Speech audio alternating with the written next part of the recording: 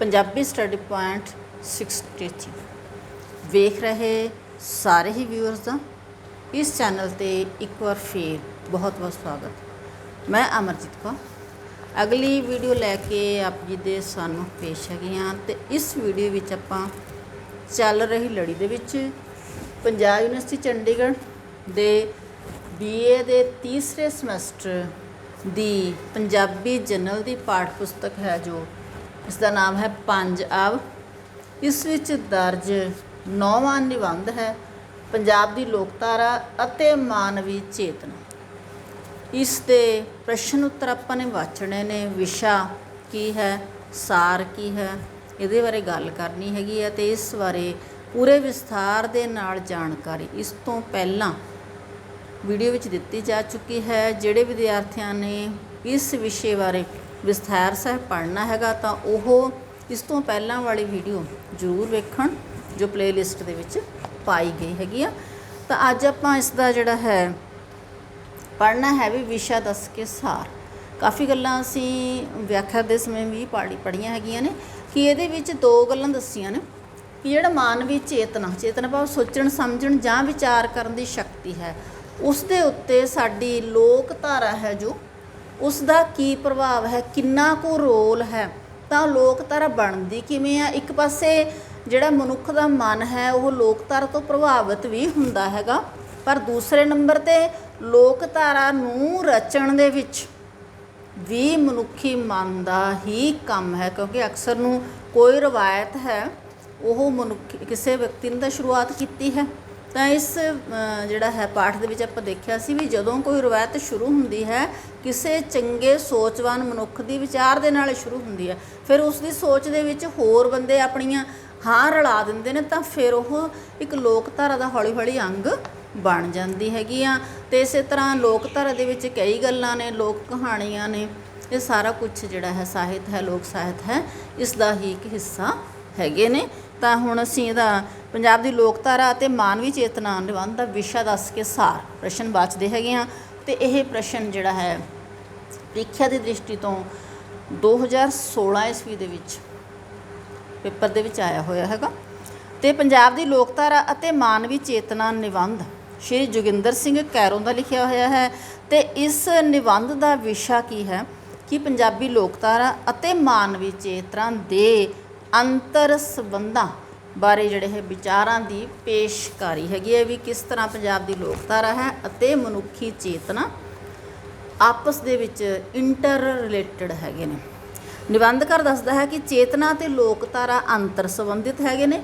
ਚੇਤਨਾ ਦਾ ਸੰਬੰਧ ਵਿਚਾਰ, ਸੋਚ ਅਤੇ ਸਮੱਸਿਆਵਾਂ ਦੇ ਸਮਾਧਾਨ ਦੇ ਨਾਲ ਹੈਗਾ ਅਤੇ ਸੋਚ ਅਤੇ ਵਿਚਾਰ ਦਾ ਸੰਬੰਧ ਭਾਵੇਂ ਵਿਅਕਤੀ ਦੇ ਨਾਲ ਹੁੰਦਾ ਹੈ, ਪਰੰਤੂ ਸੱਭਿਆਚਾਰਕ ਪੱਧਰ ਉੱਤੇ ਜਦੋਂ ਇੱਕ ਨਿੱਜੀ ਸੋਚ ਕਿਸੇ ਦੂਜੀ ਸੋਚ ਦੇ ਨਾਲ ਮਿਲ ਜਾਂਦੀ ਹੈ ਤਾਂ ਇਹ ਇੱਕ ਸਾਂਝੇ ਮਨੁੱਖੀ ਅਨੁਭਵ ਦਾ ਇਤਿਹਾਸ ਬਣ ਕੇ ਫਿਰ ਬਹੁਮਤ ਦੀ ਸੋਚ ਦਾ ਭਾਗ ਬਣ ਜਾਂਦੀ ਹੈਗੀ ਆ। ਅਤੇ ਸੋਚ ਜਾਂ ਵਿਚਾਰ ਨੂੰ ਆਪਣੇ ਪ੍ਰਗਟਾਅ ਮਾਧਿਅਮ ਦੁਆਰਾ ਪਰੰਪਰਾ ਦਾ ਹਿੱਸਾ ਬਣਾ ਕੇ ਆਪਣੀ ਸਮਿਰਤੀ ਦੇ ਵਿੱਚ ਵਸਾ ਲੈਣਾ ਕੇਵਲ ਮਨੁੱਖ ਦੇ ਹਿੱਸੇ ਹੀ ਆਇਆ ਹੈ। ਤਾਂ ਇਸ ਪਾਠ ਦਾ ਆਪਾਂ ਸਾਰ ਜੇ ਲਿਖਣਾ ਹੋਵੇ ਤਾਂ ਇਸ ਤਰ੍ਹਾਂ ਪੁਆਇੰਟ ਬਣਾ ਕੇ ਵੀ ਲਿਖ ਸਕਦੇ ਹਾਂ। ਜਿਵੇਂ ਪਹਿਲਾ ਪੁਆਇੰਟ ਬਣਾ ਸਕਦੇ ਹੈਗੇ ਹਾਂ ਵੀ ਚੇਤਨਾ ਸੋਚ ਵਿਚਾਰ ਅਤੇ ਸਮੱਸਿਆਵਾਂ ਦਾ ਅਖਾੜਾ ਹੈਗੀ ਆ। ਦੂਸਰਾ ਹੈ ਸਮੱਸਿਆਵਾਂ ਦਾ ਸਮਾਧਾਨ, ਵੀ ਅਸੀਂ ਫਿਰ ਉਹ ਲੋਕਧਾਰਾ ਦੇ ਵਿੱਚੋਂ ਵੀ ਕਰਦੇ ਹੈਗੇ ਹਾਂ। ਕਈ ਜਿਹੜੀਆਂ ਸਮੱਸਿਆਵਾਂ ਅਜਿਹੀਆਂ ਹੁੰਦੀਆਂ ਨੇ ਜਿਨ੍ਹਾਂ ਦਾ ਹੱਲ ਹਜੇ ਵਿਗਿਆਨਕ ਰੂਪ ਦੇ ਵਿੱਚ ਮਿਲਿਆ ਨਹੀਂ ਹੁੰਦਾ, ਫਿਰ ਲੋਕਧਾਰਾ ਦੇ ਵਿੱਚ ਉਹਦੇ ਅਸੀਂ ਉੱਤਰ ਲੱਭ ਲੈਂਦੇ ਹੈਗੇ ਹਾਂ। ਅੱਗੇ ਹੈ ਜਨਮਜਾਤ ਸੰਰਚਨਾਤਮਕ ਸਮਰੱਥਾ, ਕਿ ਇਹ ਮਨੁੱਖ ਦੀ ਜਿਹੜੀ ਹੈ ਕੁਦਰਤੀ ਤੌਰ 'ਤੇ ਜਿਹੜੀ ਮਿਲੀ ਹੋਈ ਜਿਹੜੀ ਹੈ ਇੱਕ ਅਸੀਂ ਕਹਾਂਗੇ ਵੀ ਤਾਕਤ ਹੈ ਜਾਂ ਸਮਰੱਥਾ ਹੈ ਸੋਚਣ ਸਮਝਣ ਦੀ। ਠੀਕ ਹੈ। ਲੋਕਧਾਰਾ ਦੀ ਸਿਰਜਣ ਪ੍ਰਕਿਰਿਆ, ਹੁਣ ਇਹਦੇ ਬਾਰੇ ਆਪਾਂ ਹੁਣੀ ਗੱਲ ਕੀਤੀ ਹੈਗੀ ਹੈ ਵੀ ਜਦੋਂ ਇੱਕ ਮਨੁੱਖ ਹੈ ਚੰਗੀ ਗੱਲ ਸੋਚਦਾ ਹੈ ਫਿਰ ਦੂਜੇ ਉਹਦੇ ਬਾਰੇ ਉਸ ਤਰੀਕੇ ਨਾਲ ਸੋਚਣ ਲੱਗ ਜਾਂਦੇ ਨੇ, ਫਿਰ ਹੌਲੀ ਹੌਲੀ ਫਿਰ ਉਹ ਚੀਜ਼ ਲੋਕਧਾਰਾ ਦਾ ਅੰਗ ਬਣ ਜਾਂਦੀ ਹੈਗੀ। ਇਸੇ ਤਰ੍ਹਾਂ ਮਨੁੱਖ ਦਾ ਧਰਤੀ ਤਾਂ ਹੋਣਾ, ਅਤੇ ਇਹਦੇ ਬਾਰੇ ਕਹਾਣੀਆਂ ਹੈਗੀਆਂ ਨੇ ਜੋ ਪਾਠ ਦੇ ਵਿੱਚ ਉਹ ਆਪਾਂ ਲਿਖ ਸਕਦੇ ਹੈਗੇ ਹਾਂ। ਅਤੇ ਇਸ ਤੋਂ ਇਲਾਵਾ 6ਵਾਂ ਪੁਆਇੰਟ ਬਣਾ ਸਕਦੇ ਹੈਗੇ ਹਾਂ ਕਿ ਲੋਕਧਾਰਾ ਦੇ ਭਿੰਨ ਭਿੰਨ ਰੂਪ। ਹੁਣ ਲੋਕਧਾਰਾ ਦੇ ਭਿੰਨ ਭਿੰਨ ਰੂਪ ਦੇ ਵਿੱਚ ਲੋਕ ਸਾਹਿਤ ਆ ਜਾਂਦਾ ਹੈ, ਲੋਕ ਕਹਾਣੀਆਂ ਆ ਜਾਂਦੀਆਂ ਨੇ, ਮਿੱਥ ਕਥਾਵਾਂ ਆ ਜਾਂਦੀਆਂ ਨੇ, ਪਰੀ ਕਥਾਵਾਂ ਆ ਜਾਂਦੀਆਂ ਨੇ, ਨੀਤੀ ਕਥਾਵਾਂ ਆ ਜਾਂਦੀਆਂ ਨੇ, ਇਹ ਸਾਰੀਆਂ ਇਹਦੇ ਅੰਤਰਗਤ ਆ ਜਾਂਦੀਆਂ ਹੈਗੀਆਂ ਨੇ। ਸੱਭਿਆਚਾਰ ਅਤੇ ਲੋਕਧਾਰਾ ਇੱਕ ਸਿਸਟਮ, ਵੀ ਜਿਹੜਾ ਹੈ ਸਮਾਜ ਹੈ ਜਾਂ ਲੋਕਧਾਰਾ ਹੈ ਇੱਕ ਸਿਸਟਮ ਹੈਗਾ, ਇਹ ਫੀਡਬੈਕ ਦੇ ਸਿਸਟਮ ਦੇ ਆਧਾਰ 'ਤੇ ਕੰਮ ਕਰਦਾ ਹੈਗਾ। ਅਤੇ ਇਸ ਤੋਂ ਇਲਾਵਾ ਸਮੁੱਚੇ ਮਾਨਵ ਜਗਤ ਦੀ ਚੇਤਨਾ, ਤੇ ਇਸ ਭਾਗ ਦੇ ਵਿੱਚ ਅਸੀਂ ਇਹ ਲਿਖ ਸਕਦੇ ਹੈਗੇ ਹਾਂ ਵੀ ਕਿਸ ਤਰ੍ਹਾਂ ਜਿਹੜਾ ਹੈ ਅਸੀਂ ਕੋਈ ਲੋਕ ਕਹਾਣੀ ਪੜ੍ਹਦੇ ਹੈਗੇ ਹਾਂ ਜਾਂ ਕੋਈ ਨੀਤੀ ਕਥਾ ਪੜ੍ਹਦੇ ਹਾਂ ਜਾਂ ਕੋਈ ਮਿੱਥ ਕਥਾ ਪੜ੍ਹਦੇ ਹੈਗੇ ਹਾਂ ਤੇ ਉਸ ਨੂੰ ਫਿਰ ਬਦਲਦੇ ਹੋਏ ਜਿਹੜਾ ਹੈ ਵਿਕਾਸ ਦੇ ਅਨੁਸਾਰ ਸੋਚਦੇ ਹਾਂ। ਇਹਦੇ ਵਿੱਚ ਅਸੀਂ ਇਸ ਪੁਆਇੰਟ 'ਚ ਅਸੀਂ ਲਿਖ ਸਕਦੇ ਹਾਂ ਜਿਹੜੀ ਇਮਾਨਦਾਰ ਲੱਕੜ ਵਾਲੀ ਕਹਾਰੇ ਵਾਲੀ ਕਹਾਣੀ ਜਿਹੜੀ ਵਿਆਖਿਆ ਦੇ ਵਿੱਚ ਆਪਾਂ ਪੜ੍ਹੀ ਸੀਗੀ ਤੇ ਉਹ ਅੱਜ ਇਸ ਦੇ ਵਿੱਚ ਜਿਹੜਾ ਹੈ ਵਿਸ਼ਾ ਦੱਸ ਕੇ ਸਾਰ ਦੇ ਵਿੱਚ ਵੀ ਆਵੇਗੀ। ਤਾਂ ਤੁਸੀਂ ਉਸ ਮੁਤਾਬਕ ਇਹ ਪੁਆਇੰਟ ਬਣਾ ਕੇ ਇਸ ਤਰ੍ਹਾਂ ਤੁਸੀਂ ਵਧੀਆ ਤਰੀਕੇ ਦੇ ਨਾਲ ਲਿਖ ਸਕਦੇ ਹੋ ਜੇ ਤੁਹਾਨੂੰ ਸਾਰ ਆਉਂਦਾ ਹੈਗਾ। ਠੀਕ ਹੈ, ਤਾਂ ਹੁਣ ਆਪਾਂ ਗੱਲ ਕਰ ਰਹੇ ਸੀਗੇ ਵਿਸ਼ੇ ਦੀ। ਤਾਂ ਹੁਣ ਜਿਹੜਾ ਅਗਲੀ ਗੱਲ ਕੀ ਹੈ, ਕਹਿੰਦਾ ਸਮੱਸਿਆਵਾਂ ਦੇ ਸਮਾਧਾਨ ਦੀ ਜਿਹੜੀ ਸੋਚ ਦਾ ਵਿਹਾਰ ਹੈ। ਸਮਾਧਾਨ ਹੁੰਦਾ ਕਿਸ ਚੀਜ਼ ਦਾ ਹੱਲ ਕੱਢਣਾ, ਕੋਈ ਸਮੱਸਿਆ ਆਉਂਦੀ ਉਸ ਨੂੰ ਹੱਲ ਕਰਨਾ, ਸੋਲਵ ਕਰਨਾ ਹੈ ਨਾ। ਦੀ ਸੋਚ ਦਾ ਵਿਹਾਰ ਹੈ ਜਿਹੜਾ ਇੱਕ ਵਿਅਕਤੀ ਤੋਂ ਦੂਜੇ ਵਿਅਕਤੀ ਤੱਕ ਵੱਖਰਾ ਹੋ ਸਕਦਾ ਹੈ। ਆਪਾਂ ਸਾਰੇ ਜਾਣਦੇ ਹਾਂ ਵੀ ਕਿਉਂਕਿ ਮਨੁੱਖ ਦਾ ਮਨ ਹੈ ਇੱਕ ਵਿਅਕਤੀ ਤੋਂ ਦੂਜੇ ਵਿਅਕਤੀ ਤੱਕ ਵੱਖਰਾ ਹੁੰਦਾ ਹੈ, ਪਰੰਤੂ ਬਹੁਤ ਸਾਰੀਆਂ ਸਮੱਸਿਆਵਾਂ ਅਜਿਹੀਆਂ ਹੁੰਦੀਆਂ ਨੇ ਜਿਨ੍ਹਾਂ ਦੇ ਹੱਲ ਜਿੰਨੀ ਦੇਰ ਤੱਕ ਵਿਗਿਆਨ ਦੁਆਰਾ ਪ੍ਰਤੱਖ ਰੂਪ ਦੇ ਵਿੱਚ ਸਾਹਮਣੇ ਨਹੀਂ ਲਿਆਂਦੇ ਜਾਂਦੇ, ਮਨੁੱਖ ਫਿਰ ਉਹਨਾਂ ਸਮੱਸਿਆਵਾਂ ਦਾ ਹੱਲ ਪਰੰਪਰਾ ਦੇ ਵਿੱਚੋਂ ਲੱਭਣ ਲੱਗ ਜਾਂਦਾ ਹੈ। ਅਤੇ ਪਰੰਪਰਾ ਦੀ ਸੋਚ ਦਾ ਬਹੁਤਾ ਖਜ਼ਾਨਾ ਲੋਕ ਵਿਹਾਰ, ਵਿਸ਼ਵਾਸ, ਰਵਾਇਤ, ਮਿੱਥ, ਗੀਤ, ਅਖਾਣ ਅਤੇ ਹੋਰ ਦੂਜੇ ਲੋਕ ਸਾਹਿਤ ਰੂਪਾਂ ਦੇ ਵਿੱਚ ਸਾਡੇ ਕੋਲ ਸੰਭਾਲਿਆ ਹੋਇਆ ਹੈਗਾ ਅਤੇ ਜਿਨ੍ਹਾਂ ਦਾ ਸਿੱਧਾ ਸਿੱਧਾ ਸੰਬੰਧ ਲੋਕਧਾਰਾ ਦੇ ਨਾਲ ਹੈਗਾ। ਅਤੇ ਇਹ ਕਹਿਣਾ ਗਲਤ ਨਹੀਂ ਹੋਵੇਗਾ ਕਿ ਸਮਾਜ ਵਿੱਚ ਮਨੁੱਖ ਵੱਲੋਂ ਕਿਸੇ ਸਮੱਸਿਆ ਦੇ ਸਵੱਪਨਮਈ ਸਮਾਧਾਨ ਲਈ ਸਿਰਜਣਾਤਮਕ ਪੱਧਰ ਉੱਤੇ ਲਿਆ ਗਿਆ ਫੈਸਲਾ ਹੀ ਲੋਕ ਸਾਹਿਤ ਦਾ ਇੱਕ ਆਧਾਰ ਬਣਦਾ ਹੈ। ਪਰਾ ਪੱਧਰ ਉੱਤੇ ਮਨੁੱਖ ਅੰਦਰ ਜਨਮ ਜਾਤੀ ਜਿਹੜੀ ਹੈ ਸੰਰਚਨਾਤਮਕ ਸਮਰੱਥਾ ਹੁੰਦੀ ਹੈਗੀ ਹੈ ਅਤੇ ਗਹਿਨ ਪੱਧਰ ਉੱਤੇ ਉਹ ਭਾਸ਼ਾ, ਮਿੱਥ ਅਤੇ ਸਾਕਾਦਾਰੀ ਵਰਗੀਆਂ ਜਿਹੜੀਆਂ ਸੰਰਚਨਾਵਾਂ ਨੇ ਦੀ ਵਿਚਾਰ ਪੱਧਰ ਉੱਤੇ ਕਲਪਨਾਮਈ ਰੂਪ ਰੇਖਾ ਤਿਆਰ ਕਰਦਾ ਹੈ। ਜਦੋਂ ਇਹ ਕਲਪਨਾ ਸਪਸ਼ਟ ਰੂਪ ਧਾਰਨ ਕਰਕੇ ਯਥਾਰਥ ਵਿੱਚ ਸਾਹਮਣੇ ਆਉਂਦੀ ਹੈ ਤਾਂ ਸਾਨੂੰ ਉਸਦੇ ਪ੍ਰਤੱਖ ਰੂਪ ਪ੍ਰਾਪਤ ਹੁੰਦੇ ਨੇ। ਅਤੇ ਮਿੱਥ ਤੋਂ ਮਨੁੱਖ ਨੈਤਿਕ ਵਿਹਾਰ ਦੀ ਗ੍ਰਾਮਰ ਸਿੱਖਦਾ ਹੈਗਾ ਅਤੇ ਸਾਕਾਦਾਰੀ ਪ੍ਰਬੰਧ ਦੀ ਸੰਰਚਨਾਤਮਕ ਸੋਚ ਤੋਂ ਵਿਆਹ ਸ਼ਾਦੀ ਦੇ ਯਥਾਰਥਕ ਪੈਟਰਨ ਸਾਹਮਣੇ ਆਉਂਦੇ ਹੈਗੇ ਨੇ। ਯਥਾਰਥ ਦੀ ਪੱਧਰ ਉੱਤੇ ਇਹਨਾਂ ਤਿੰਨਾਂ ਪੱਧਰਾਂ ਦਾ ਜਿਹੜਾ ਆਪਸੀ ਸੁਮੇਲ ਹੁੰਦਾ ਹੈ ਅਤੇ ਵਿਰੋਧ ਭਾਸ਼ ਹੁੰਦਾ ਹੈ ਅਤੇ ਇਸ ਯੁਕਤ ਦੇ ਨਾਲ ਹੀ ਕਿਸੇ ਨਾ ਕਿਸੇ ਰੂਪ ਦੇ ਵਿੱਚ ਲੋਕ ਯਾਨ ਦੀ ਸਿਰਜਣਾ ਦਾ ਰਾਹ ਖੁੱਲ੍ਹਦਾ ਹੈ, ਕਿਉਂਕਿ ਮਾਨਵੀ ਚੇਤਨਾ ਹੀ ਮਨੁੱਖ ਨੂੰ ਬਾਕੀ ਪ੍ਰਕਿਰਤੀ ਨਾਲੋਂ ਵੱਖ ਕਰਦੀ ਹੈਗੀ ਆ। ਮਨੁੱਖ ਦੀ ਸੋਚ, ਅਨੁਭਵ ਅਤੇ ਯੋਗ ਕਾਰਜ ਕਰਨ ਦੀ ਸਮਰੱਥਾ ਉਸ ਦੇ ਵਿਕਸਿਤ ਦਿਮਾਗ ਕਰਕੇ ਹੈ, ਜਿਸ ਵਿੱਚ ਮਾਨਸਿਕ ਬਿੰਬ, ਇੰਦਰਿਆਵੀ ਅਨੁਭਵ, ਭਾਵ, ਯਾਦਾਂ, ਸੰਭਾਵਨਾਵਾਂ, ਖਾਹਿਸ਼ਾਂ, ਵਿਸ਼ਵਾਸ, ਸੁਪਨ, ਨਿਸ਼ਾਨੇ, ਚੋਣ, ਚਰਿੱਤਰ, ਲੱਛਣ, ਦਲੀਲਬਾਜ਼ੀਆਂ ਅਤੇ ਹੋਰ ਅਨੇਕਾਂ ਗੁਣ ਨੇ ਜਿਹੜੇ ਕਿਸੇ ਨਾ ਕਿਸੇ ਰੂਪ ਦੇ ਵਿੱਚ ਲੋਕਧਾਰਾ ਦਾ ਅੰਗ ਬਣ ਕੇ ਮਨੁੱਖ ਦੇ ਮਨੋਰੰਜਨ ਦਾ ਸਾਧਨ ਬਣਨ ਤੋਂ ਇਲਾਵਾ ਉਸ ਨੂੰ ਸਿੱਖਿਆ ਵੀ ਦਿੰਦੇ ਨੇ ਅਤੇ ਉਸ ਨੂੰ ਯੋਗ ਫੈਸਲੇ ਲੈਣ ਦੇ ਸਮਰੱਥ ਵੀ ਬਣਾਉਂਦੇ ਨੇ। ਭਾਵ ਜਿਹੜੀਆਂ ਲੋਕ ਕਹਾਣੀਆਂ ਨੇ ਹਨ ਉਹਦਾ ਮਨੋਰੰਜਨ ਵੀ ਕਰਦੀਆਂ ਨੇ ਅਤੇ ਇਹਦੇ ਨਾਲ ਨਾਲ ਉਹਨੂੰ ਉਹਦੇ ਵਿੱਚੋਂ ਕੋਈ ਨਾ ਕੋਈ ਸਿੱਖਿਆ ਮਿਲਦੀ ਹੈ, ਕੋਈ ਨਾ ਕੋਈ ਠੋਸ ਫੈਸਲਾ ਲੈਣ ਦੀ ਜਿਹੜੀ ਹੈ ਉਸ ਨੂੰ ਸੇਧ ਵੀ ਪ੍ਰਾਪਤ ਹੁੰਦੀ ਹੈ। ਲੋਕਧਾਰਾ ਦੀ ਸਿਰਜਣ ਪ੍ਰਕਿਰਿਆ ਦੇ ਸੰਬੰਧ ਦੇ ਵਿੱਚ ਇਹ ਗੱਲ ਸਪਸ਼ਟ ਹੈ ਕਿ ਲੋਕਾਂ ਦੇ ਵਿਸ਼ਾਲ ਸਮੂਹ ਦੇ ਵਿੱਚ ਇੱਕ ਅਜਿਹਾ ਮਨ ਕਾਰਜਸ਼ੀਲ ਹੁੰਦਾ ਹੈ ਜਿਹੜਾ ਇੱਕ ਬਲਵਾਨ ਵਿਚਾਰ ਉਤਪੰਨ ਕਰਦਾ ਹੈ। ਮਤਲਬ ਕੀ ਹੈ, ਪਹਿਲਾਂ ਸਭ ਤੋਂ ਪਹਿਲਾਂ ਸਟਾਰਟ ਕਿੱਥੋਂ ਹੁੰਦੀ ਹੈ ਗੱਲ, ਕਿਸੇ ਦੇ ਮਨ ਦੇ ਵਿੱਚ ਪੈਦਾ ਹੁੰਦੀ ਹੈ, ਫਿਰ ਹੀ ਉਹ ਵਿਚਾਰ ਕਾਰਜ ਦਾ ਰੂਪ ਧਾਰਨ ਕਰਦਾ ਹੈਗਾ। ਠੀਕ ਹੈ, ਅਤੇ ਫਿਰ ਜੇਕਰ ਇਸ ਵਿਚਾਰ ਨੂੰ ਫਿਰ ਲੋਕ ਪ੍ਰਵਾਨਗੀ ਨਹੀਂ ਮਿਲਦੀ ਤਾਂ ਫਿਰ ਕੋਈ ਹੋਰ ਬਲਵਾਨ ਸੋਚ ਜਿਹੜੀ ਹੈਗੀ ਆ ਉਸ ਵਿੱਚ ਘਾਟਾ ਵਾਧਾ ਕਰਕੇ ਜਾਂ ਫਿਰ ਉਸ ਨੂੰ ਵੱਖਰੇ ਅੰਦਾਜ਼ ਦੇ ਵਿੱਚ ਪੇਸ਼ ਕਰਦੀ ਹੈਗੀ ਆ। ਇਹਨੂੰ ਅਸੀਂ ਆਪਾਂ ਵੈਸੇ ਘਰੇਲੂ ਕੰਮਾਂ ਦੇ ਵਿੱਚ ਵੀ ਦੇਖ ਸਕਦੇ ਹਾਂ ਵੀ ਜੇ ਕੋਈ ਬੰਦਾ ਸੋਚਦਾ ਵੀ ਆਪਾਂ ਇਉਂ ਨਹੀਂ ਇਉਂ ਕਰ ਲਈਏ ਹੈ ਨਾ, ਆਪਾਂ ਬਦਲਾਅ ਉਹਦੇ ਲਈ ਕਹਿੰਦੇ ਹੈਗੇ ਆ। ਕੋਈ ਵੀ ਕੰਮ ਕਰਨਾ ਹੈ, ਸਮਝ ਲਓ ਕਿਤੇ ਤੁਸੀਂ ਸੰਸਥਾ ਦਾ ਕੰਮ ਸਮਝ ਲਓ, ਉੱਥੇ ਤੁਸੀਂ ਕੋਈ ਕੰਮ ਕਰਨਾ ਚਾਹੁੰਦੇ ਹੈਗੇ ਹੋ ਤਾਂ ਤੁਸੀਂ ਕੋਈ ਵਿਅਕਤੀ ਉਸ 'ਚ ਆਪਣਾ ਵਿਚਾਰ ਪੇਸ਼ ਕਰਦਾ ਵੀ ਆਪਾਂ ਇਉਂ ਕਰੀਏ ਹੈ ਨਾ, ਤਾਂ ਫਿਰ ਦੂਜਾ ਕਹਿੰਦਾ ਨਹੀਂ ਆਪਾਂ ਨੂੰ ਇਉਂ ਕਰਨਾ ਚਾਹੀਦਾ। ਮਤਲਬ ਉਹਦੇ ਵਿੱਚ ਥੋੜ੍ਹੀ ਸੋਧ ਕਰਕੇ ਬਦਲਾਅ ਕਰਕੇ ਫਿਰ ਹੌਲੀ ਹੌਲੀ ਫਿਰ ਉਸ ਨੂੰ ਜਿਹੜਾ ਹੈ ਪ੍ਰਵਾਨਗੀ ਮਿਲ ਜਾਂਦੀ ਹੈ ਕਈ ਵਾਰ। ਠੀਕ ਹੈ, ਅਤੇ ਇਸ ਤਰ੍ਹਾਂ ਉਹ ਵਿਚਾਰ ਸਮੂਹਕ ਸੋਚ ਦੀ ਟਕਸਾਲ ਉੱਪਰ ਉਨੀ ਦੇਰ ਘੜਿਆ ਜਾਂਦਾ ਰਹਿੰਦਾ ਹੈ ਜਿੰਨੀ ਦੇਰ ਉਸ ਵਿੱਚ ਕਲਾਤਮਕ ਸੱਚ ਦੀ ਚਮਕ ਅਤੇ ਸੱਭਿਆਚਾਰਕ ਕਦਰਾਂ ਕੀਮਤਾਂ ਦੀ ਸ਼ਹਾਦਤ ਪ੍ਰਤੱਖ ਨਜ਼ਰ ਨਹੀਂ ਆਉਂਦੀ। ਅਤੇ ਇਹ ਸਾਰਾ ਕਾਰਜ ਲੋਕ ਸਮੂਹ ਦੀ ਚੇਤਨਾ ਦੇ ਵਿੱਚ ਆਪ ਮੁਹਾਰੇ ਹੀ ਚੱਲਦਾ ਰਹਿੰਦਾ ਹੈ ਅਤੇ ਚੇਤਨਾ ਰਾਹੀਂ ਇਕੱਠੇ ਕੀਤੇ ਗਿਆਨ ਨੂੰ ਹੀ ਬੁੱਧੀ ਕਿਹਾ ਜਾਂਦਾ ਹੈ। ਅਤੇ ਬੁੱਧੀ ਕੇਵਲ ਮਨੁੱਖ ਦੇ ਅੰਦਰ ਹੀ ਨਹੀਂ ਸਗੋਂ ਬੁੱਧੀ ਦਾ ਸੰਬੰਧ ਕਿਸੇ ਸਮੂਹ ਦੀਆਂ ਸੱਭਿਆਚਾਰਕ ਉਪਜਾਂ, ਮਿੱਥ, ਟੋਟਮ, ਭਾਸ਼ਾ ਅਤੇ ਲੋਕ ਧਾਰਾ ਵਰਗੀਆਂ ਸੰਰਚਨਾਵਾਂ ਨਾਲ ਹੁੰਦਾ ਹੈ। ਅਤੇ ਇੰਜ ਲੋਕਧਾਰਾ ਦੇ ਰੂਪ ਲੋਕ ਸਾਹਿਤ ਨੂੰ ਬੁੱਧੀ ਦਾ ਭੰਡਾਰ ਕਿਹਾ ਜਾਂਦਾ ਹੈ। ਇਹਦੇ ਵਿੱਚ ਆਪਾਂ ਇਸ ਭਾਗ ਦੇ ਵਿੱਚ ਜੋ ਕਿਹਾ ਗਿਆ ਨਾ ਵੀ ਵਿਚਾਰ ਕਿਸੇ ਦੇ ਮਨ ਦੇ ਵਿੱਚ ਪੈਦਾ ਹੁੰਦਾ ਹੈ ਨਾ, ਤੇ ਇਹਦੇ ਵਿੱਚ ਆਪਾਂ ਇਹ ਲੈ ਸਕਦੇ ਹਾਂ, ਜਿਵੇਂ ਹੁਣ ਸਤੀ ਦੀ ਰਸਮ ਚੱਲ ਰਹੀ ਸੀਗੀ ਹੈ ਨਾ, ਤਾਂ ਹੁਣ ਕਿਸੇ ਵਿਅਕਤੀ ਦੇ ਮਨ ਦੇ ਵਿੱਚ ਵਿਚਾਰ ਆ ਵੀ ਚੰਗੀ ਨਹੀਂ ਹੈਗੀ ਹੈ ਨਾ, ਹੌਲੀ ਹੌਲੀ ਅਸੀਂ ਦੇਖਿਆ ਹੈ ਫਿਰ ਉਸ ਨੂੰ ਇੱਕ ਜਿਹੜਾ ਹੈ ਬਦਲਾਅ ਹੌਲੀ ਹੌਲੀ ਬਹੁਤੇ ਲੋਕ ਉਸ ਗੱਲ ਨੂੰ ਮੰਨਣ ਲੱਗ ਪਏ। ਫਿਰ ਉਸ ਨੂੰ ਜਿਹੜਾ ਸਮਾਜ ਸੁਧਾਰਕਾਂ ਨੇ ਲਿਆ, ਫਿਰ ਗੁਰੂਆਂ ਨੇ ਲਿਆ, ਤੇ ਇਸ ਤਰ੍ਹਾਂ ਫਿਰ ਹੌਲੀ ਹੌਲੀ ਇਹ ਰਸਮ ਖਤਮ ਹੋ ਗਈ। ਮਤਲਬ ਕਹਿਣ ਦਾ ਭਾਵ ਕਿ ਹੌਲੀ ਹੌਲੀ ਫਿਰ ਇਹ ਚੀਜ਼ਾਂ ਜਿਹੜੀਆਂ ਲੋਕਧਾਰਾ ਦੇ ਵਿੱਚ ਸ਼ਾਮਲ ਹੋ ਜਾਂਦੀਆਂ ਨੇ ਜਾਂ ਫਿਰ ਨਿਕਲ ਜਾਂਦੀਆਂ ਨੇ ਵੀ ਹੁਣ ਸਤੀ ਦੀ ਰਸਮ ਬਿਲਕੁਲ ਆਪਣੇ ਪੰਜਾਬ 'ਚ ਤਾਂ ਹੈ ਨਹੀਂ ਗੀ ਹੈ ਨਾ। ਤਾਂ ਇਸ ਤਰ੍ਹਾਂ ਲੋਕਧਾਰਾ ਇਸ ਤਰ੍ਹਾਂ ਹੀ ਬਣਦੀ ਹੈਗੀ ਹੈ। ਤਾਂ ਇਸ ਤਰ੍ਹਾਂ ਇਹ ਕਹਿ ਸਕਦੇ ਹੈਗੇ ਆ ਕਿ ਲੋਕਧਾਰਾ ਜਿਹੜੀ ਹੈਗੀ ਆ ਦੇ ਰੂਪ ਜਿਹੜੇ ਲੋਕ ਸਾਹਿਤ ਨੂੰ ਬੁੱਧੀ ਦਾ ਭੰਡਾਰ ਕਿਹਾ ਜਾਂਦਾ ਹੈਗਾ। ਤੇ ਡਾਰਵਨ ਦੇ ਵਿਕਾਸ ਦੇ ਸਿਧਾਂਤ ਤੋਂ ਪਹਿਲਾਂ ਧਰਤੀ ਦੇ ਸਾਰੇ ਮਨੁੱਖਾਂ ਦੇ ਸਾਹਮਣੇ ਇਹ ਪ੍ਰਸ਼ਨ ਇੱਕ ਸਮੱਸਿਆ ਦੇ ਰੂਪ ਵਿੱਚ ਖੜਾ ਸੀ ਕਿ ਆਖਰ ਮਨੁੱਖ ਧਰਤੀ ਉੱਤੇ ਆਇਆ ਕਿੱਥੋਂ।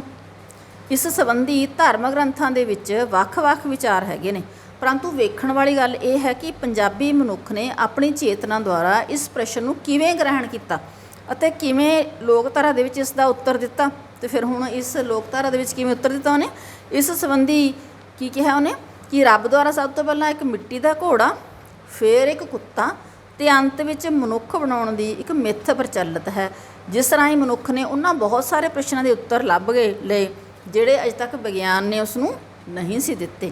ਤੇ ਇਸ ਨਾਲ ਉਹ ਕੇਵਲ ਮਨੁੱਖ ਦੀ ਹੋਂਦ ਦੇ ਪ੍ਰਸ਼ਨ ਤੋਂ ਹੀ ਸੁਰਖਰੂ ਨਹੀਂ ਹੋਇਆ, ਸਗੋਂ ਉਸ ਨੂੰ ਹੋਰ ਬਹੁਤ ਸਾਰੇ ਪ੍ਰਸ਼ਨਾਂ ਦੇ ਹੱਲ ਵੀ ਮਿਲ ਗਏ। ਆਪਾਂ ਕਹਾਣੀ ਪੜ੍ਹੀ ਸੀ ਵੀ ਕਿਸ ਤਰ੍ਹਾਂ ਜਿਹੜਾ ਹੈ ਰੱਬ ਨੇ ਕੁੱਤਾ ਬਣਾਇਆ, ਫਿਰ ਘੋੜਾ ਬਣਾਇਆ, ਘੋੜੇ 'ਤੇ ਸਵਾਰੀ ਕਰਨ ਲਈ ਵਿਅਕਤੀ ਬਣਾਇਆ, ਤੇ ਵਿਅਕਤੀ ਜਿਹੜਾ ਹੈ ਬਣਾਉਂਦਾ ਸੀਗਾ ਤਾਂ ਫਿਰ ਨਾਰਦ ਨੇ ਘੋੜੇ ਨੂੰ ਦੱਸ ਦਿੱਤਾ ਵੀ ਭਾਈ ਤੇਰੇ 'ਤੇ ਸਵਾਰੀ ਕਰਨ ਦੇ ਲਈ ਆਦਮੀ ਬਣਾਇਆ ਜਾ ਰਿਹਾ ਹੈ ਨਾ। ਤਾਂ ਫਿਰ ਘੋੜਾ ਰਾਤ ਨੂੰ ਉਸ ਦੀ ਜਿਹੜੀ ਹੈ ਰੱਬ ਦੀ ਜਿਹੜੀ ਰਚਨਾ ਸੀ ਉਹਨੂੰ ਢਾਹ ਜਾਂਦਾ ਸੀਗਾ। ਤਾਂ ਫਿਰ ਹੁਣ ਰੱਬ ਨੇ ਇੱਕ ਹੋਰ ਵਿਉਂਤ ਸੋਚੀ ਅਤੇ ਮਨੁੱਖ ਦੀ ਧੁੰਨੀ ਦੇ ਵਿੱਚੋਂ ਮਿੱਟੀ ਕੱਢ ਲਈ ਹੈ ਨਾ, ਕੱਢ ਕੇ ਉਹਦੇ ਲਈ ਕੁੱਤਾ ਬਣਾ ਲਿਆ। ਫਿਰ ਕੁੱਤਾ ਜਦੋਂ ਵੀ ਫਿਰ ਘੋੜਾ ਆਉਂਦਾ ਸੀਗਾ ਤਾਂ ਕੁੱਤਾ ਉਹਨੂੰ ਭਜਾ ਦਿੰਦਾ ਸੀ, ਅਤੇ ਇਸ ਕਰਕੇ ਉਹ ਮਤਲਬ ਮਨੁੱਖ ਦੀ ਰਾਖੀ ਕਰਦਾ ਸੀਗਾ। ਅਤੇ ਇਸੇ ਕਰਕੇ ਇਸ ਪ੍ਰਸ਼ਨ ਦਾ ਉੱਤਰ ਵੀ ਹੈਗਾ ਵੀ ਭਾਈ ਕੁੱਤਾ ਮਨੁੱਖ ਦਾ ਸਭ ਤੋਂ ਵੱਧ ਵਫਾਦਾਰ ਜਿਹੜਾ ਸਾਥੀ ਮੰਨਿਆ ਜਾਂਦਾ ਹੈਗਾ। ਅਤੇ ਪੰਜਾਬੀ ਲੋਕਧਾਰਾ ਦੇ ਵਿੱਚ ਪੰਜਾਬੀ ਮਨੁੱਖ ਨੇ ਅਧਿਆਤਮਕ ਪੱਧਰ ਉੱਤੇ ਪ੍ਰਕਿਰਤੀ ਦੇ ਰਹੱਸਮਈ ਵਰਤਾਰੇ ਨੂੰ ਹੀ ਸਮਝਣ ਦਾ ਯਤਨ ਨਹੀਂ ਕੀਤਾ, ਸਗੋਂ ਉਸ ਨੇ ਸਮਾਜਿਕ ਅਤੇ ਸੱਭਿਆਚਾਰਕ ਸੰਗਠਨਾਂ ਵਿੱਚ ਆਈਆਂ ਤਰੁੱਟੀਆਂ ਨੂੰ ਦੂਰ ਕਰਨ ਅਤੇ ਸਮੱਸਿਆਵਾਂ ਦੇ ਸਮਾਧਾਨ ਲੱਭਣ ਦੇ ਵੀ ਯਤਨ ਕੀਤੇ ਨੇ। ਪ੍ਰਕਿਰਤੀ ਦੇ ਗੁੰਝਲਾਂ ਨੂੰ ਪ੍ਰਤੀਕ ਪੱਧਰ ਉੱਤੇ ਖੋਲ੍ਹਣ ਵਿੱਚ ਜਿੱਥੇ ਉਸਨੇ ਮਿੱਥ ਦੀ ਸਿਰਜਣਾ ਕੀਤੀ ਹੈ, ਉੱਥੇ ਦੰਤ ਕਥਾ ਦੀ ਯੁਕਤੀ ਦੇ ਨਾਲ ਜਾਂ ਸਹਾਇਤਾ ਦੇ ਨਾਲ ਉਸਨੇ ਇਤਿਹਾਸਕ ਅਤੇ ਪੂਰਵ ਇਤਿਹਾਸਕ ਕਾਲ ਦੇ ਵਿੱਚ ਵਾਪਰੀਆਂ ਘਟਨਾਵਾਂ ਅਤੇ ਦੁਰਘਟਨਾਵਾਂ ਨੂੰ ਆਪਣੇ ਕਬੀਲੇ ਜਾਂ ਸੱਭਿਆਚਾਰ ਦੇ ਇਤਿਹਾਸ ਨੂੰ ਰਵਾਇਤਾਂ ਦੇ ਰੂਪ ਵਿੱਚ ਸਾਂਭਣ ਦਾ ਯਤਨ ਵੀ ਕੀਤਾ ਹੈ। ਨੀਤੀ ਕਥਾਵਾਂ ਦੇ ਵਿੱਚ ਰਾਜਨੀਤੀ ਦੇ ਦਾਅ-ਪੇਚ, ਦੋਸਤੀ ਦੁਸ਼ਮਣੀ ਅਤੇ ਜਾਤੀ ਭੇਦ ਦੀਆਂ ਸਮੱਸਿਆਵਾਂ ਦੇ ਗੁਰ ਦੱਸੇ। ਸਧਾਰਨ ਲੋਕ ਕਹਾਣੀਆਂ ਵਿੱਚ ਪੰਜਾਬੀ ਸਮਾਜ ਵਿੱਚ ਔਰਤ ਦੇ ਵਿਆਹ ਮਗਰੋਂ ਸਹੁਰੇ ਘਰ ਦੇ ਵਿੱਚ ਉਸ ਦੀ ਇਕਸੁਰਤਾ ਲਈ ਜ਼ਰੂਰੀ ਲੱਛਣ ਦੱਸਿਆ। ਬੇਵਫਾ ਪਤਨੀਆਂ ਲਈ ਸਜ਼ਾ, ਬੇਔਲਾਦ ਮਾਪਿਆਂ ਲਈ ਔਲਾਦ, ਅਕ੍ਰਿਤਕਰਨ ਦੋਸਤਾਂ ਤੋਂ ਛੁਟਕਾਰਾ, ਅਮੀਰ ਹੋਣ ਦੀਆਂ ਜੁਗਤਾਂ, ਚੰਗੇ ਵਾਰਸ ਦੀ ਚੋਣ, ਜਾਦੂ ਟੂਣਿਆਂ ਅਤੇ ਸਰਾਪ ਆਦਿ ਦੇ ਅਸਰ ਨੂੰ ਹਟਾਉਣ ਦੀਆਂ ਵਿਧੀਆਂ, ਚੰਗੀਆਂ ਪਤਨੀਆਂ ਦੀ ਭਾਲ ਅਤੇ ਪ੍ਰਾਪਤੀ, ਦੁਸ਼ਟਾਂ ਦਾ ਨਾਸ਼ ਆਦਿ ਅਨੇਕਾਂ ਮਨੁੱਖੀ ਸਮਾਜ ਦੀਆਂ ਸਮੱਸਿਆਵਾਂ ਦੇ ਹੱਲ ਸਾਡੀਆਂ ਇਹਨਾਂ ਲੋਕ ਕਹਾਣੀਆਂ ਦੇ ਵਿੱਚ ਪਏ ਨੇ। ਅਤੇ ਪੰਜਾਬੀ ਸੱਭਿਆਚਾਰਕ ਪ੍ਰਬੰਧ ਇੱਕ ਅਜਿਹਾ ਪ੍ਰਬੰਧ ਹੈ ਜਿਸ ਵਿੱਚ ਕੋਈ ਵੀ ਵਿਅਕਤੀ ਇਸ ਸਿਸਟਮ ਨੂੰ ਪੂਰੀ ਤਰ੍ਹਾਂ ਭੰਗ ਨਹੀਂ ਕਰ ਸਕਦਾ।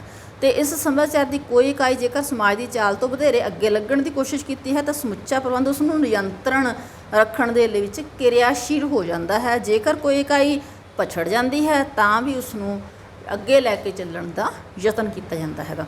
ਸਮਾਜ ਅਤੇ ਸੱਭਿਆਚਾਰ ਵਿੱਚ ਫੀਡਬੈਕ ਸਿਧਾਂਤ ਕੰਮ ਕਰਦਾ ਹੈ, ਕਿਉਂਕਿ ਸੱਭਿਆਚਾਰ ਮਨੁੱਖ ਨੂੰ ਜੀਵਨ ਦੀ ਚਾਲ ਅਤੇ ਸੇਧ ਦਿੰਦਾ ਹੈ ਅਤੇ ਮਨੁੱਖ ਕੁਝ ਹੱਦ ਤੱਕ ਸੱਭਿਆਚਾਰ ਵਿੱਚ ਆਜ਼ਾਦ ਹਸਤੀ ਦੇ ਤੌਰ 'ਤੇ ਵੀ ਵਿਚਰਦਾ ਹੈ, ਪਰੰਤੂ ਸੱਭਿਆਚਾਰਕ ਕਦਰਾਂ ਕੀਮਤਾਂ ਮਨੁੱਖ ਦੀ ਆਜ਼ਾਦੀ ਅਤੇ ਆਪ ਖੁਦਰੇਪਣ ਨੂੰ ਵੀ ਨਿਯੰਤਰਣ ਵਿੱਚ ਰੱਖਦੀਆਂ ਨੇ। ਮਤਲਬ ਕੀ ਹੈ ਵੀ ਸਾਡੀਆਂ ਜਿਹੜੀਆਂ ਰਵਾਇਤਾਂ ਨੇ ਉਹ ਮਨੁੱਖ ਨੂੰ ਆਪ ਖੁਦਰਾਪਣ ਵੀ ਨਹੀਂ ਕਰਨ ਦਿੰਦੀਆਂ।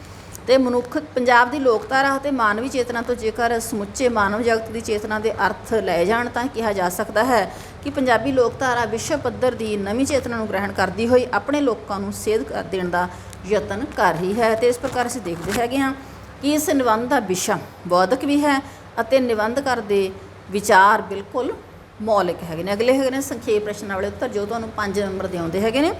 ਤਾਂ ਜੋਗਿੰਦਰ ਸਿੰਘ ਕੈਰੋਂ ਜੀ ਦਾ ਲਿਖਿਆ ਕਿਹੜਾ ਨਿਬੰਧ ਤੁਹਾਡੀ ਪਾਠ ਪੁਸਤਕ ਸ਼ਾਮਲ ਹੈਗਾ? ਪੰਜਾਬ ਦੀ ਲੋਕਧਾਰਾ ਅਤੇ ਮਾਨਵੀ ਚੇਤਨਾ। ਅਗਲਾ ਪ੍ਰਸ਼ਨ, ਨਿਬੰਧਕਾਰ ਅਨੁਸਾਰ ਚੇਤਨਾ ਦਾ ਸੰਬੰਧ ਕਿਸ ਚੀਜ਼ ਨਾਲ ਹੈ? ਨਿਬੰਧਕਾਰ ਅਨੁਸਾਰ ਚੇਤਨਾ ਦਾ ਸੰਬੰਧ ਦਿਮਾਗ ਦੀ ਸੋਚ ਵਿਚਾਰ ਨਾਲ ਅਤੇ ਸਮੱਸਿਆਵਾਂ ਦੇ ਸਮਾਧਾਨ ਦੇ ਨਾਲ ਹੈ। ਮਨੁੱਖ ਦਾ ਆਪਣੇ ਆਲੇ ਦੁਆਲੇ ਨੂੰ ਅਨੁਭਵ ਕਰਨਾ ਤੇ ਉਸ ਨੂੰ ਮੁੜ ਸਮਰਤੀ ਦੇ ਅਭਿਆਸ ਦੇ ਵਿੱਚ ਲਿਆਉਣਾ ਚੇਤਨਾ ਦੇ ਅਧਿਕਾਰ ਖੇਤਰ ਵਿੱਚ ਹੀ ਆਉਂਦਾ ਹੈ। ਅਗਲਾ ਪ੍ਰਸ਼ਨ, ਪਰੰਪਰਾ ਦੀ ਸੋਚ ਦਾ ਵਧੇਰੇ ਖਜ਼ਾਨਾ ਕਿੱਥੇ ਸੰਭਾਲਿਆ ਪਿਆ ਹੈ? ਪਰੰਪਰਾ ਦੀ ਸੋਚ ਦਾ ਵਧੇਰੇ ਖਜ਼ਾਨਾ ਲੋਕ ਵਿਹਾਰ, ਵਿਸ਼ਵਾਸ, ਰਵਾਇਤਾਂ, ਮਿੱਥਾਂ, ਗੀਤ, ਅਖਾਣ ਤੇ ਹੋਰ ਲੋਕ ਸਾਹਿਤ ਦੇ ਵਿੱਚ ਸੰਭਾਲਿਆ ਪਿਆ ਹੈਗਾ।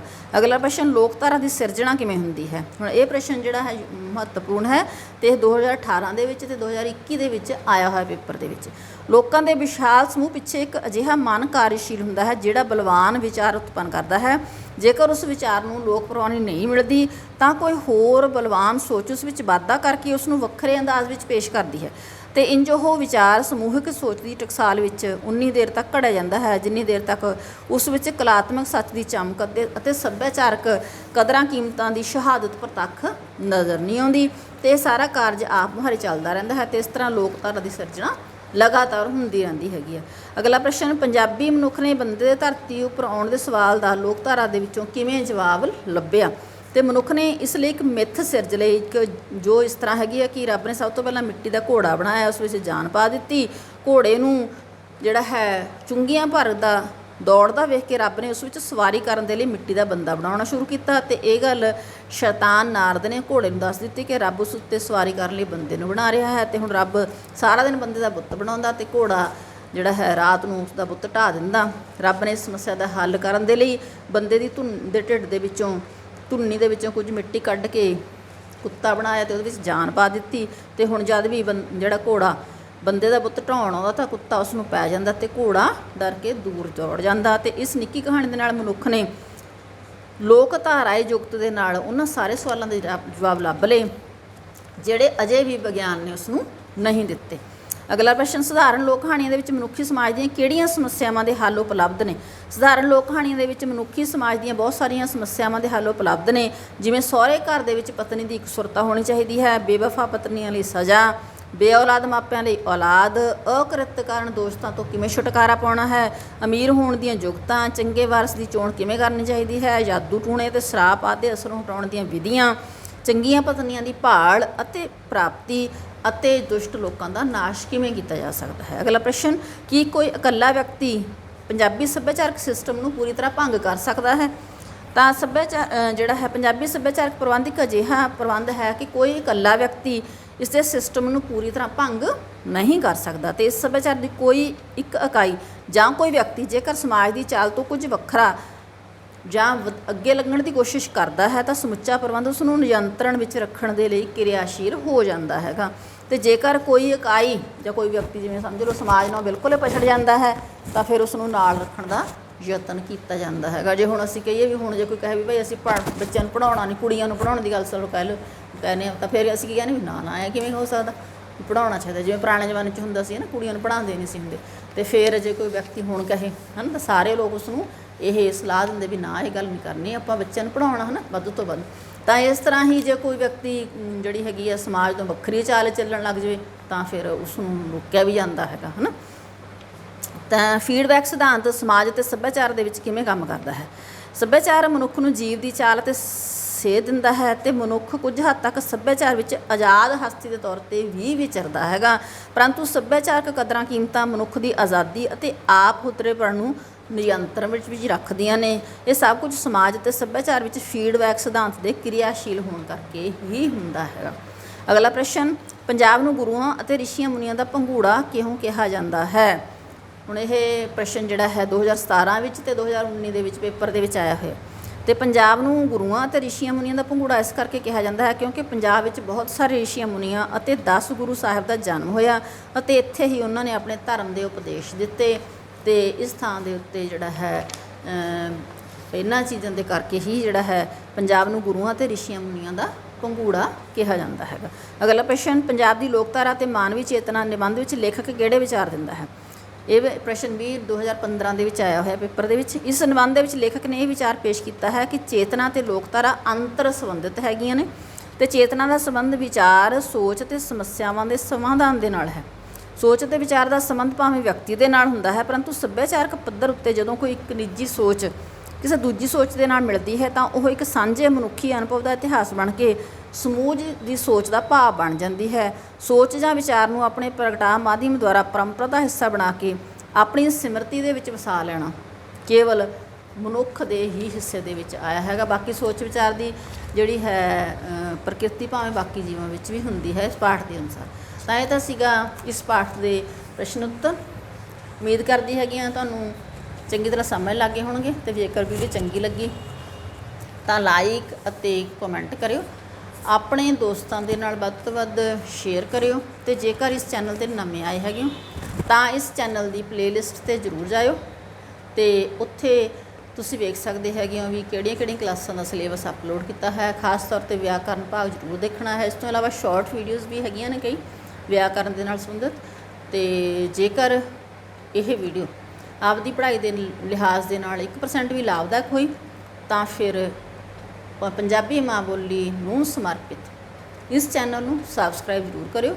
ਫਿਰ ਮਿਲਦੇ ਹੈਗੇ ਕਿਸੇ ਹੋਰ ਮਹੱਤਵਪੂਰਨ ਵੀਡੀਓ ਦੇ ਨਾਲ। ਤਦ ਤੱਕ ਦੇ ਲਈ ਬਹੁਤ ਬਹੁਤ ਧੰਨਵਾਦ।